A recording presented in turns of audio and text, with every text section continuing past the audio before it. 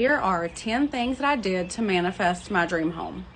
The first thing I did was I wrote down every single quality that I wanted this home to have. The second thing is this. I fixed up the home that I was living in at the time. It was small, it was not what I wanted, but I could not be in that type of energy in order to receive a new, bigger, more beautiful home. You have to appreciate where you're at. So I fixed up that home and I fell in love with that new vibe of it and was just so appreciative that I got to live in that space until I manifested this one. Number 3, I put all of the qualities that I was manifesting in this home on my vision board. I always have a vision board and it always has everything that I want my life to look and feel like on that board. Number 4, I wrote letters to myself about how much I loved living in my dream home, the types of things that I was doing here and what types of parties I would have here, who I would invite over, how I felt sitting on this porch that I'm sitting on now. I wrote letters just embodying that feeling of having the home already. I also sell a manifestation journal to help you script out everything that you want. The link is in my bio to buy that. So this is number 5.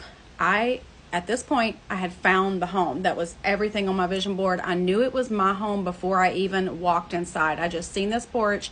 I seen my number on it. My number is 55. I'm a Leo. It had a sun. It had 55. I knew this home was mine before I even walked in it. So before I was approved or anything, I claimed this house as mine and I ordered address labels 3 months before I even got the house. I was mentally preparing myself like, this is my home, I'm claiming it now, and just putting that energy out there to the universe that like, universe, I choose that home is mine. Number 6, after work, I started to drive to this home before I went to my actual home that I lived in because I wanted to train my mind, train my body that this is where I live now. After work, this is where I come. And sometimes I would just come over here and sit in the evenings and just take in like what it looked like when the sun was setting and things like that, so that I could go home and add that to like my visualizations because I knew what it felt like to be over here at all times of the day. So that brings me to number 7, which is I started to visualize living in this home, hanging out on the porch, having vision board parties here because that's something that I do.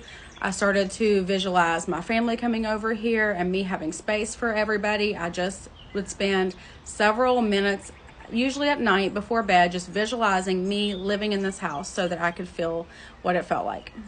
Number 8, way before I was approved for this home, and I didn't know if I would be at the time, I started to pack up everything that I didn't need, like organize it and set it to the side, just preparing myself that yes, I'm moving out of this house and into that one. Number 9, I didn't stress it. I got really excited knowing I love this home. Like, this is my home. This home was like made for me.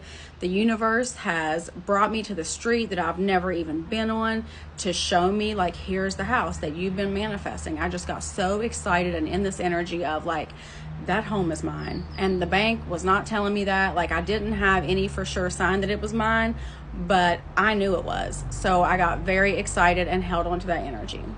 So here is number 10. I let it go. I didn't stress it at all. I let it go. It actually took months to get to the point where I was approved and everything went through and it passed the inspection and everything. I just got to a point where I was like, okay, I release it. If the house is meant to be mine, it'll be mine, because there was some issues with the inspection and stuff like that. And I was like, I'm not going to stress it. If that house is my house the way that I feel like it's mine, then it'll be mine. And I completely let it go. I remember just having this night where I was like, I'm not stressing this. Like, I know that I feel like that's my home.